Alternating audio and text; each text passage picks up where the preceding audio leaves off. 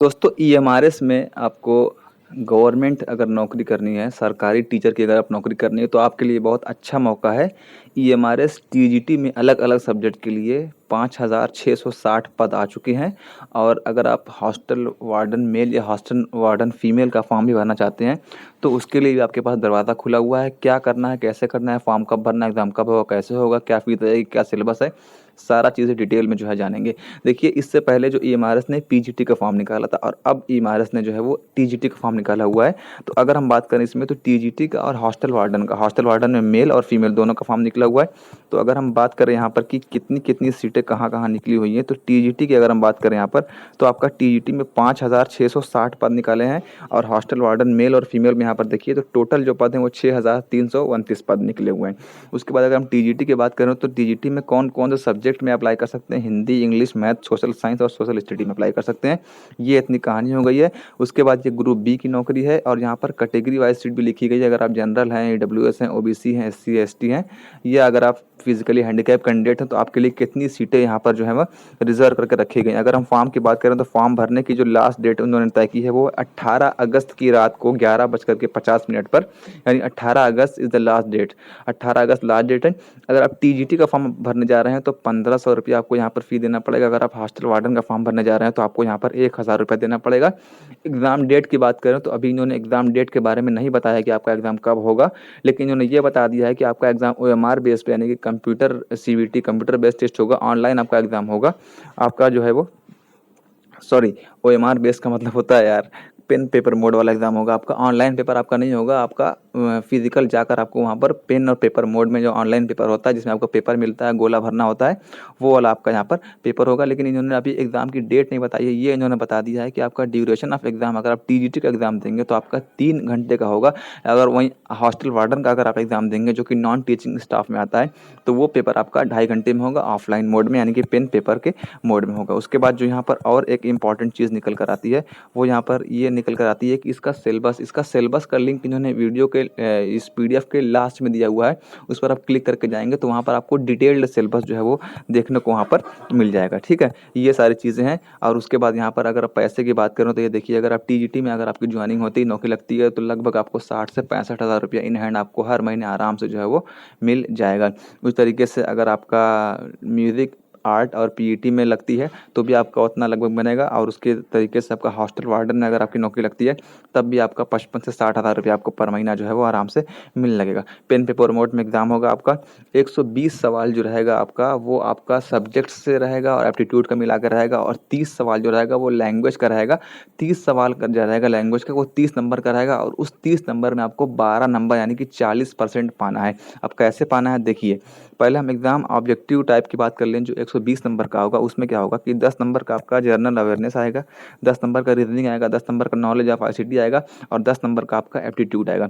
उसके बाद अगर हम आप मान लीजिए कि टीजीटी मैथ का भर रहे हैं तो आपका मैथ से जो है 65 नंबर का सवाल आएगा, 10 नंबर का सवाल आपका पेडागोजी से आएगा और एनईपी और खेलो इंडिया और जो इंडिया का सिमिलर गवर्नमेंट प्रोग्राम है उससे आपका 5 नंबर का सवाल आएगा। तो 80 नंबर ये हो गया, 40 नंबर ये होगा, 120 नंबर ये हो गया। उसके बाद आपका एक लैंग्वेज का पेपर होगा जो कि सिर्फ क्वालिफाइंग नेचर का पेपर होगा। जैसे कि बिहार में पेपर हो रहा है ना लैंग्वेज वाला क्वालिफाइंग नेचर का, उसमें आपको 30% पाना है बिहार में, लेकिन यहाँ पर आपको 40% पाना है। 10 नंबर का आपका हिंदी होगा, 10 नंबर का आपका इंग्लिश होगा और 10 नंबर का आपका एक टॉपिक को चूज़ करना है, एक लैंग्वेज बंगाली, डोगरी, इंग्लिश, गारो, गुजराती, कन्नड़, कश्मीरी, तेलुगु, उर्दू, उड़िया, नेपाली, मराठी, इन सब लैंग्वेज में से आपको एक लैंग्वेज चूज़ करना है। मान लीजिए कि आपने कश्मीरी चूज़ किया है, मान लीजिए आपने बंगाली चूज़ किया, तो आपका 10 नंबर का हिंदी रहेगा, 10 नंबर का इंग्लिश रहेगा, 10 नंबर का बंगाली रहेगा। तो इस 10-10 नंबर में आपको हर में 4-4 नंबर पाना है, यानी कि हिंदी में 10 में 4, इंग्लिश में 10 में 4 और आपका बंगाली में 10 में 4। तो इस तरीके से 30 में से 12 नंबर अगर आप पाएँगे तो ये पेपर आपका क्वालीफाई हो जाएगा। उसके बाद जो ये मेन पेपर है ऊपर वाला जो कि 120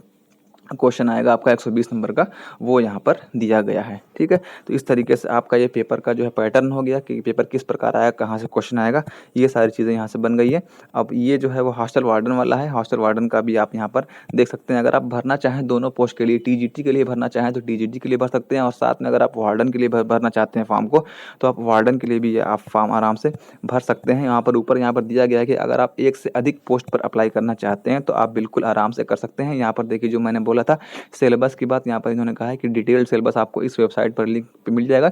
इस पर आप क्लिक करेंगे, ये आपको वीडियो के डिस्क्रिप्शन में मिल जाएगा। यहाँ जाकर आप आराम से अपना डिटेल सिलेबस जो है वो देख सकते हैं। अगर हम छूट में बात करें उम्र की, तो जो छूट मिलती है उम्र में ओबीसी को 3 साल की, एससी एसटी को 5 साल की, वो सारे यहाँ पर एज रिलैक्सेशन इन्होंने दिया हुआ है। तो आपको यहाँ पर चिंता करने की कोई ज़रूरत नहीं कि अगर आपकी उम्र निकल रही है तो यहाँ पर आपको एज रिलैक्सेशन जो है वो मिल जाएगा। अगर हम टीजीटी की बात करें तो आप जिस सब्जेक्ट का टीजीटी का फॉर्म भरेंगे उस सब्जेक्ट को आपने जो है वो ग्रेजुएशन में तीनों साल में पढ़ा हो। मसलन अगर आप टीजीटी मैथ डालना चाहते हैं तो आपका मैथ जो है वो बीएससी में तीनों साल हो। अगर आप टीजीटी इंग्लिश डालना चाहते हैं तो आपका बीए में तीनों साल इंग्लिश पढ़ा हो आपने, उसके साथ बीएड की डिग्री और सीटेट क्वालिफाई। ठीक है, ये 3 चीज़ें जो होना चाहिए, आपका ग्रेजुएशन, बीएड और सीटेट, ये होना चाहिए। और अगर यहाँ पर आप वार्डन के लिए चाहें भरना तो वार्डन के लिए भी आप फॉर्म भर सकते हैं। यहाँ पर इन्होंने देखिए वार्डन के लिए भी एक नोटिफिकेशन निकाला हुआ है कि bachelor degree from a recognised university. अगर आपके पास सिर्फ अगर आपके पास बीएससी है, बीए है, बीकॉम है तो आप वार्डन के लिए अप्लाई कर सकते हैं। अगर आपका बीएड नहीं है, सीटेट नहीं है, कुछ आपने नहीं किया हुआ है, तो भी आप यहाँ पर जाकर ईएमआरएस में नौकरी जो है वो कर सकते हैं। ठीक है, इतनी बात हो गई है। उसके बाद अगर हम बात करें सेंटर की कि आपको सेंटर कहाँ कहाँ मिलेगा, ये देखिए एज रिलैक्सेशन है कि आपको अगर एससी एसटी है तो 5 साल का, ओबीसी है तो 3 साल का। एज रिलैक्सेशन की अगर हम बात करें कि आपको कितनी कितनी छूट में, सॉरी सेंटर की अगर हम बात करें कि आपको कहाँ कहाँ सेंटर मिलेगा, तो आपको यूपी में सिर्फ और सिर्फ लखनऊ एक सेंटर मिलेगा। बिहार में आपको सिर्फ और सिर्फ पटना सेंटर मिलेगा, उसके अलावा आपको कहीं सेंटर नहीं मिलेगा। हालांकि यूपी के हर स्टेट में आपको सेंटर मिल जाएगा, इंडिया के हर स्टेट में आपको सेंटर मिल जाएगा, लेकिन एक एक सेंटर आपको मिलेगा। मैं आपको दिखा देता हूँ नीचे करके। यहाँ पर इन्होंने अपना ये भी चीज़ बताया हुआ है कि आपको सेंटर कहाँ पे और किस प्रकार कैसे मिलना है। तो देखिए यहाँ पर ये बिहार की बात करें अगर हम, सिटी कोड 105 में सिर्फ आपको पटना दिख रहा होगा। अगर हम नीचे आएंगे यूपी की बात करेंगे तो यूपी में यहाँ पर सिर्फ और सिर्फ आपको लखनऊ मिलेगा। उसके अलावा अगर आप दिल्ली में सेंटर देना चाहें, मुंबई में, श्रीनगर, शिमला में, तो आप देखिए यहाँ पर आराम से हर स्टेट में इन्होंने एक एक सेंटर दिया हुआ है।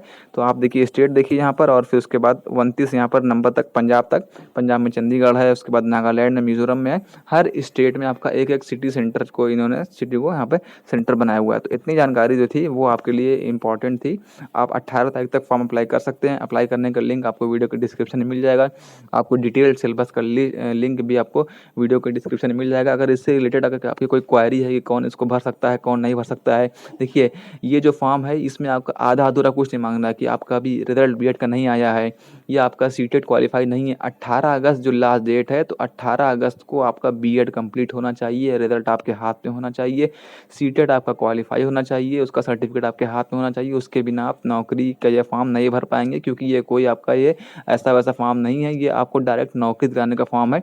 तो आपके पास बीएससी या फिर बीए या फिर बीकॉम जो भी आपने किया हुआ ग्रेजुएशन में, बीएड कंप्लीट और आपका सीटेट जो है वो पूरी तरीके से क्वालिफाई जो है होना चाहिए सेकंड पेपर में। तो ये सारी डिटेल इन्फॉर्मेशन थी। अगर इसके अलावा कुछ चीज़ छूट रही है, आप पूछना चाहते हैं तो पूछ लीजिए, आपको मैं वीडियो में कमेंट के माध्यम से आपका रिप्लाई कर दूंगा।